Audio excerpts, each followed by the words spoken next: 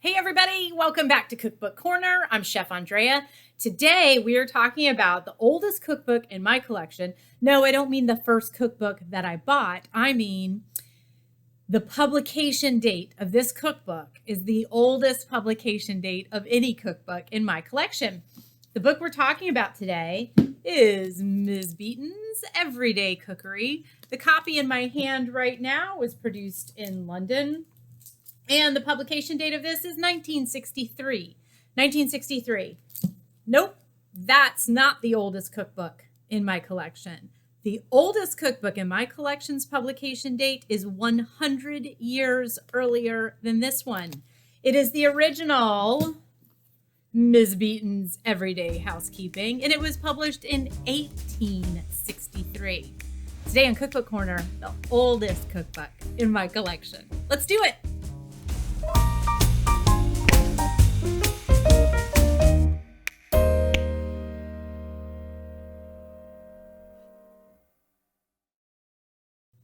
Hey everybody, welcome back. And today we are talking on Cookbook Corner about the oldest cookbook in my entire collection. Okay, so Miss Beaton's. We're going to talk a little bit about this. I want to let you know that a friend of mine sent me an article from a very recent copy of Good Housekeeping. It could have even been October 2021. That is actually has a little bit about the Miss Beaton's housekeeping and everyday cookery book. So let's talk a little bit about who Miss Beaton is, and then we'll dive into the book, and then we'll talk about this particular edition. Ms. Beaton, Isabella Beaton, is a housewife in England in last half of the 1800s, so 1860. And she's married to Sam Beaton, who is a publisher. He is producing what he's calling a monthly periodical. We would refer to that today as a magazine. But I don't think magazines were really so much a thing at that point. Newspapers were, and they published newspapers 3 times a day, special editions 4 times a day, but a monthly periodical. And what Mr. Beaton asked of Mrs. Beaton is that she would contribute a column to his monthly periodical in which she gives a few tips about running a Victorian household. And maybe offers a recipe from her cook or from her kitchens. So she does this, and she provides a recipe for a sponge cake in her very first column. And she and her husband hear back from readers that the sponge cake is a disaster. And when they look at it closely, they realize that she forgot to put the flour in the recipe. And I just want to say to Ms. Beaton, I hear you, girl. I've been there. Okay, so it turns out that the Ms. Beaton column, regardless of a flour error in edition number 1, is super popular. Sam Beaton is flooded with requests for more of this kind of information. And over the course of the next few years, they provide so many articles and recipes and tips that ultimately they decide to put it together in a collection in a bound book. And that bound book is basically the Ms. Beaton's housekeeping book. That's where we'll go with that for now. The book is published 1861 is my research understanding, somewhere around that time frame. And the thing that's interesting about the Ms. Beaton's housekeeping book is, well, there's a couple of things. On the recipe side, one of the things that's interesting is that she is responsible for writing recipes in the way that we are used to seeing them today. And so what I mean by that is that she is the one who actually puts together the concept of listing all of the required ingredients, and then each step as the ingredients come to you in the recipe. So believe it or not, that wasn't what was being done back then. A recipe, and I have some reprinted copies of cookbooks that predate that 1860, and the recipes read something like this. Prepare a creme anglaise and beat enough cream stiffly to fold and create mousseline. Melt chocolate appropriately, fold in gently. That was a recipe. That was how they were all done. And if you have a copy of an Escoffier, again, publication date predates 1860, his recipes are very much like that. In any one recipe, there are 5 more recipes, right? prepare a creme anglaise, huh? She was the one who said, let me tell you what to do. You're going to need 6 eggs. You're going to need 4 egg yolks. You're going to need a cup of butter melted. Then she's going to take you through preparing a creme anglaise, set aside.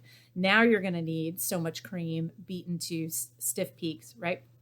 So thank you, Miss Beaton. We all appreciate you for that. But the other thing that was really interesting about the housekeeping book by Miss Beaton is that she included tips and tricks and checklists and schedules for all of the servants in your home.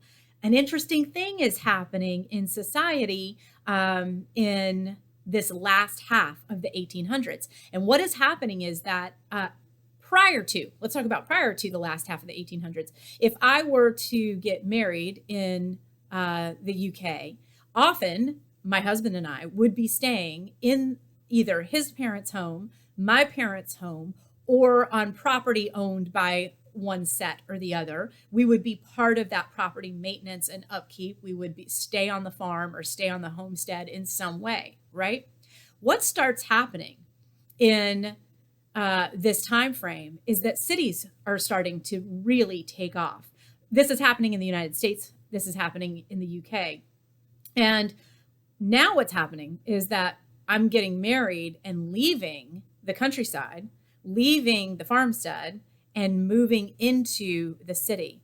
And this new middle class, upper middle class is starting to appear in cities like London. And in fact, this is where Mrs. Beaton is at the time, is in London. And what that means is that as a new young wife, 18 years old, for the first time ever, the housekeeping and every bit of it is my responsibility.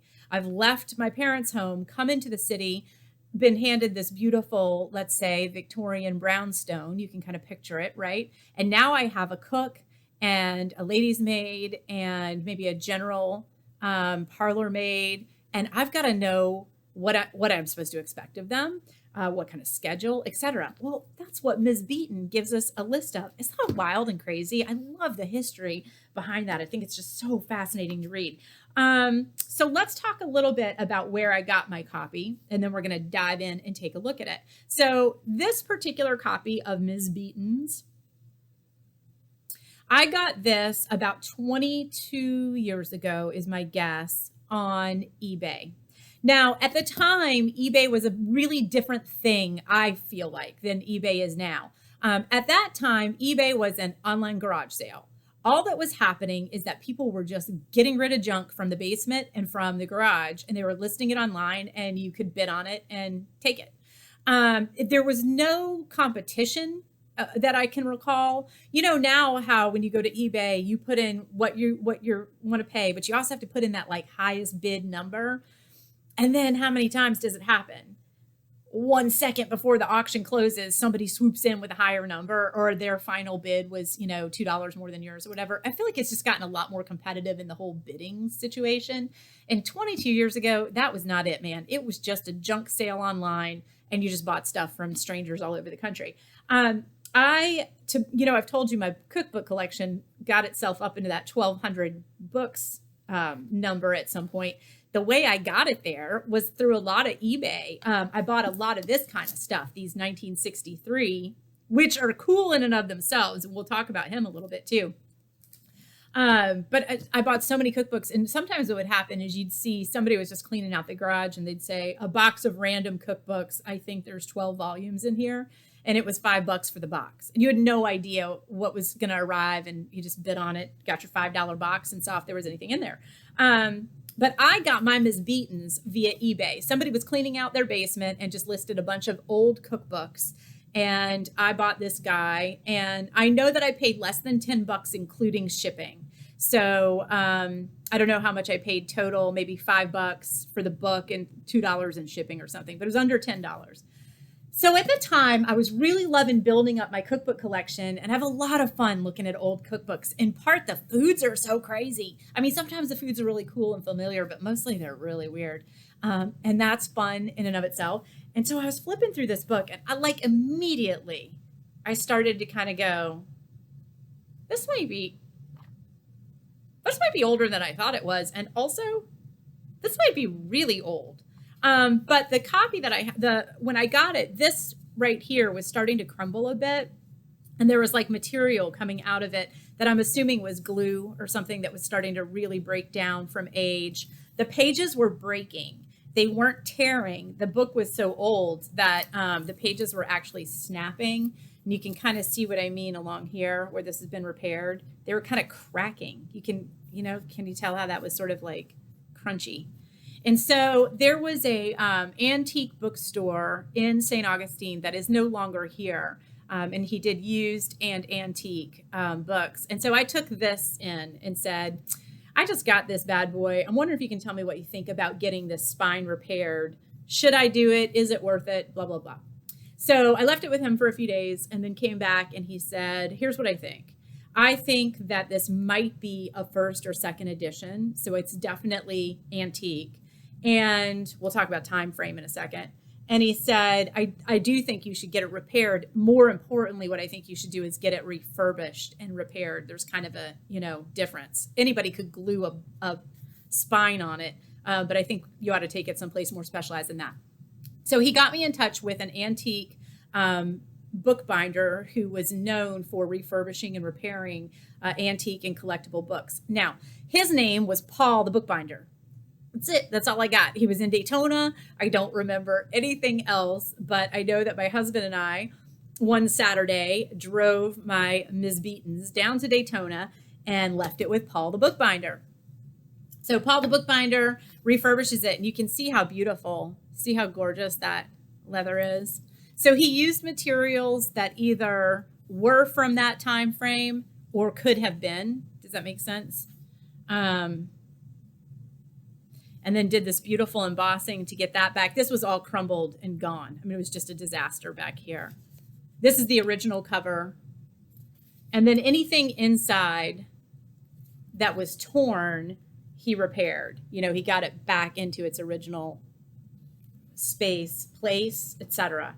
So he saved the book. And meanwhile, while Paul, the bookbinder, was rebinding and refurbishing this book, the antique bookstore was doing some research to try to figure out if they could get a copyright date on this. One of the reasons he knew right away that there was a good chance that this was a first or second edition of this book is because it didn't have a copyright date on it. And I can't remember the details, but I believe what he told me is that books published in London prior to 1900 did not have copyright stamps on them. They didn't start stamping the publication date in them until after 1900. So we already felt pretty confident that this predated 1900. We'll talk about the date on that. Let's talk about Ms. Beaton. Isabella Beaton, she was the eldest of 21 siblings. 21. That's a topic for another podcast. But here's what I'm guessing. If you are the oldest sister to 20 younger brothers and sisters, I'm guessing your managerial skills are pretty honed. That's what I'm going to suggest. And so in 1857, her husband, Sam Beaton, decides to start up with his monthly periodical, and she publishes her first column there. And by 1861, he's like, book time. We got to put this together in a collection. And so they do.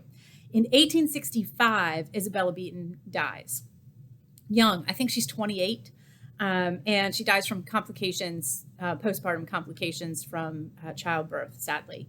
But the books keep going because her husband, being that he's in publishing and has recognized that there's just a huge demand for her information, he just keeps them going. And so the first thing he does, the 1861 book, is the big book of housekeeping.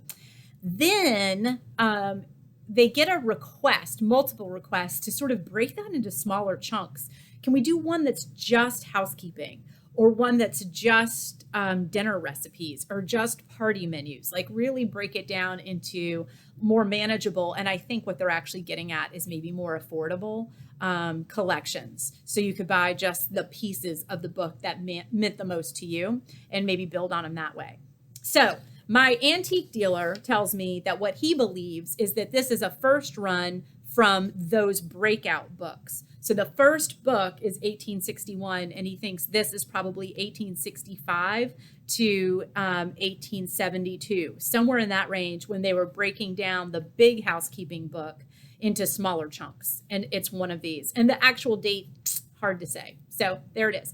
I will say that he gave me an appraisal on the book, and which was fine, except to say that I had no intention of selling it, nor do I now.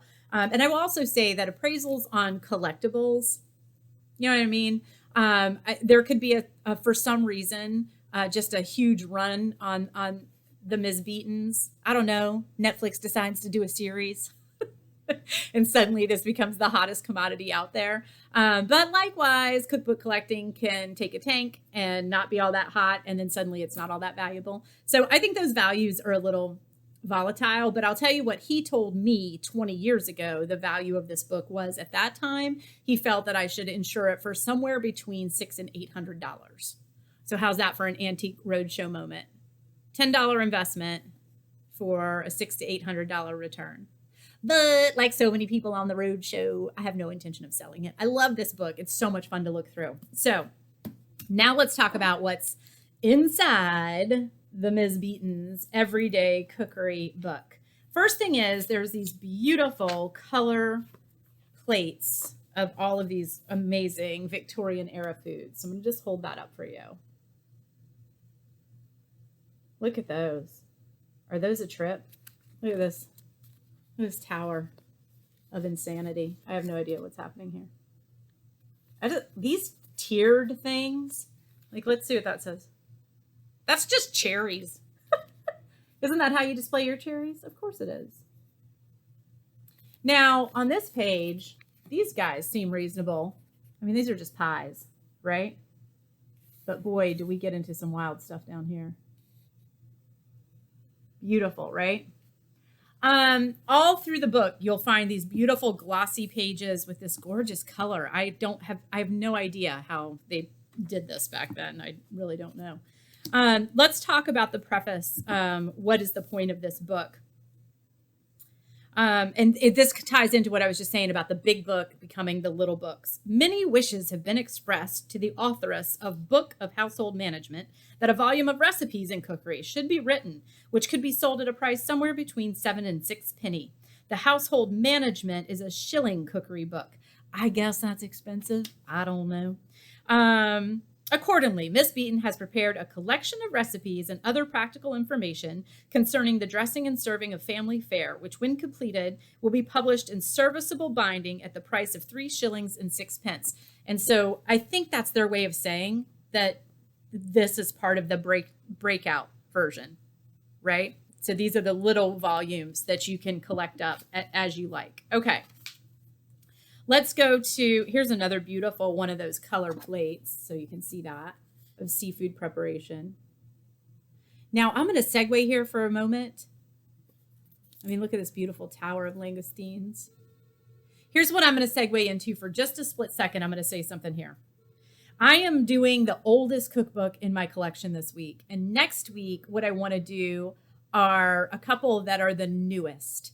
And I don't just mean that the publication date of the books next week are the newest publication dates. I mean that the concepts in food and food presentation are the most modern, because there is an interesting, to me, line of food presentation and the sort of rotation of what's trendy and what's not. And these sort of super elaborate presentations of 1861, they're going to ring familiar soon enough. Okay, next up, let's go to philosophies of housekeeping, which, why wouldn't we? I mean, how fun is this? Okay, daily housework. Section 82, the daily duties of the house servant are as follows. Item 83, the beds are stripped and slops are emptied in all the rooms. Yeah, that's what I said. I said the slops are emptied in all the rooms. You know, do you have those moments where you're watching, a costume drama, some period piece on BBC, and you're just like, it's just so romantic and the beautiful clothes. And then, like, your eye in the background will catch a chamber pot. Does that happen to you? It happens to me too. It happened to me just now.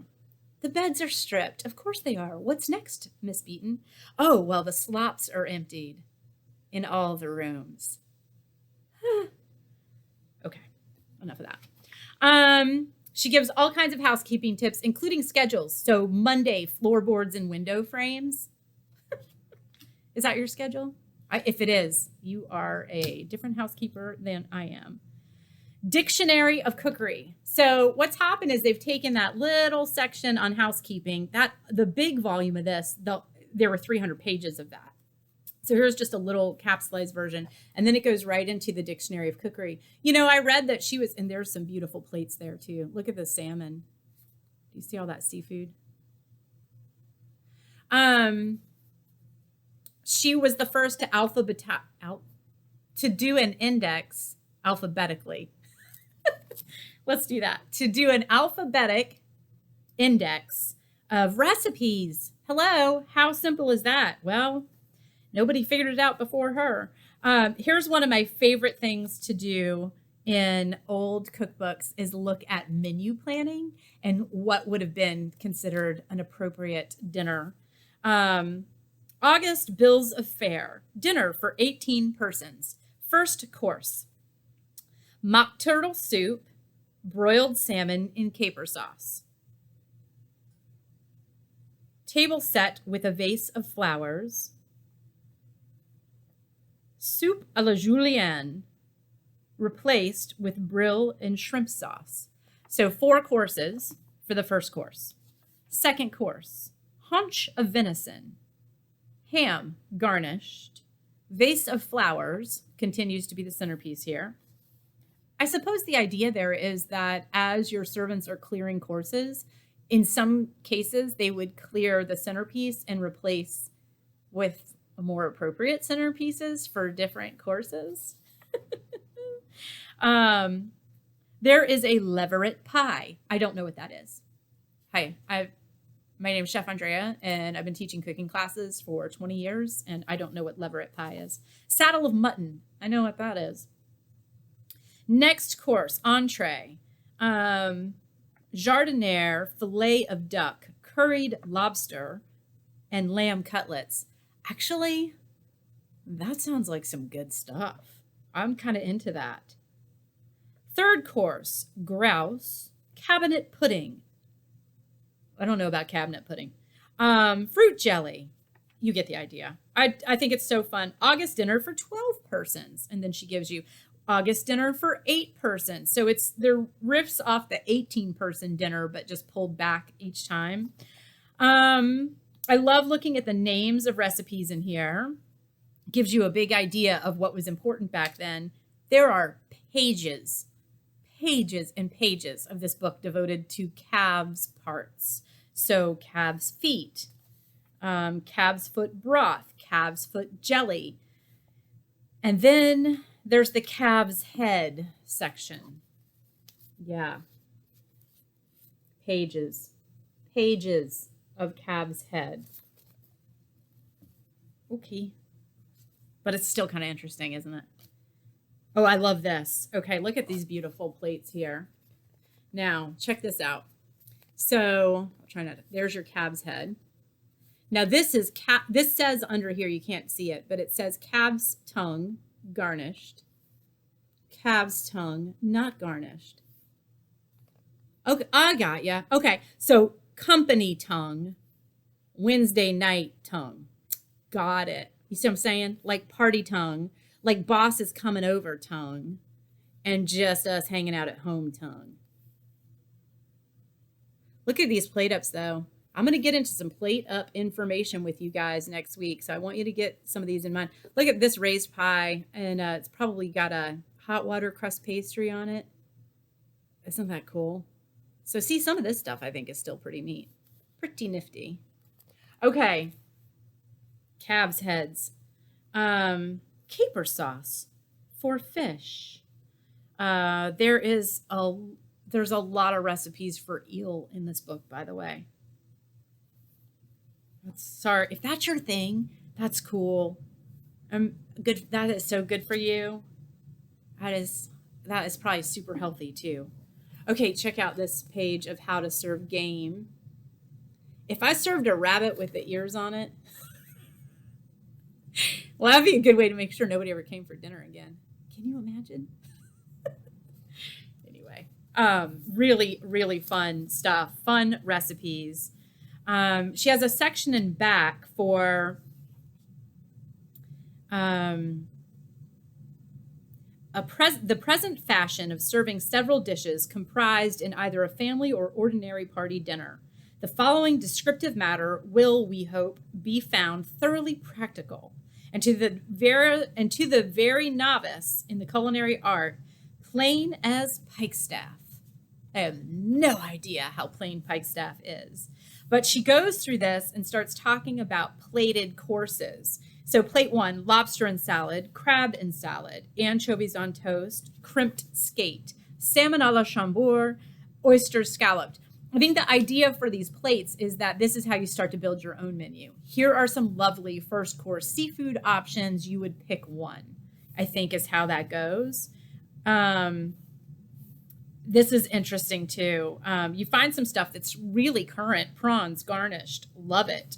And find some stuff that's really weird, cod's head and shoulders. Although all of us who fish or know fishermen know that those cod cheeks, delish.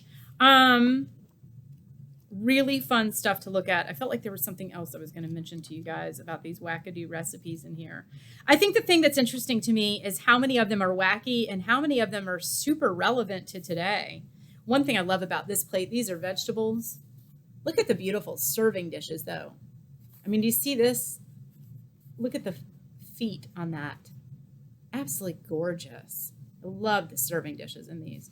I'm surprised how many recipes in here feel kind of relevant, like the lobster with curry sauce.